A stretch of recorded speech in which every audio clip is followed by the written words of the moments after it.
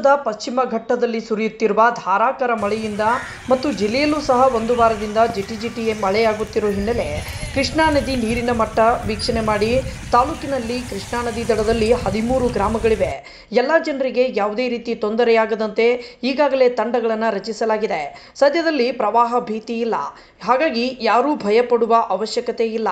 ನಿನ್ನೆಗಿಂತ ಇವತ್ತಿನ ದಿನ ಕೃಷ್ಣಾ ನದಿ ನೀರಿನ ಮಟ್ಟ ಇಳಿಮುಖವಾಗಿದೆ. ಒಂದು ವೇಳೆ ನೀರಿನ ಮಟ್ಟ ಹೆಚ್ಚಳವಾದರೆ ಸಾರ್ವಜನಿಕರಿಗೆ ತೊಂದರೆಯಾಗದಂತೆ ಎಲ್ಲ ರೀತಿ ಸಿದ್ಧತೆಯನ್ನು ಮಾಡಿಕೊಳ್ಳಲಾಗಿದೆ.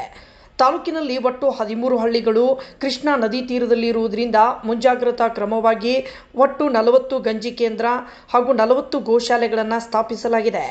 ಅಷ್ಟೇ ಅಲ್ಲದೆ ನದಿ ತೀರದ ಹಳ್ಳಿಗಳಿಗೆ ತಾಲೂಕಾ ಮಟ್ಟದ ನೋಡಲ್ ಅಧಿಕಾರಿಗಳನ್ನು ನೇಮಕ ಮಾಡಲಾಗಿದೆ. ದಿನನಿತ್ಯ ನದಿಯ ನೀರಿನ ಮಟ್ಟ ಗಮನಿಸಲು ಸ್ಥಳೀಯ ಅಧಿಕಾರಿಗಳನ್ನು ನಿಯೋಜಿಸಲಾಗಿದೆ. ಇನ್ನು ಪ್ರವಾಹ ಹೆಚ್ಚಾದಾಗ ಹಾಗೂ ಹಾನಿಗೆ ಒಳಗಾದ ಪ್ರದೇಶವನ್ನು ವೀಕ್ಷಣೆ ಮಾಡಲು ಸ್ಥಳೀಯ ಮಟ್ಟದ ಅಧಿಕಾರಿಗಳನ್ನು ನೇಮಕ ಮಾಡಲಾಗಿದೆ ಎಂದು ರಾಯಬಾಗ್ ತಹಶೀಲ್ದಾರ್ ಸುರೇಶ್ ಮುಂಜೆ ಕುಡಚಿಯಲ್ಲಿ ಕೃಷ್ಣಾ ನದಿ ನೀರಿನ ಮಟ್ಟ ವೀಕ್ಷಣೆ ಮಾಡಿ ಮಾಧ್ಯಮಗಳೊಂದಿಗೆ ಮಾತನಾಡಿದರು.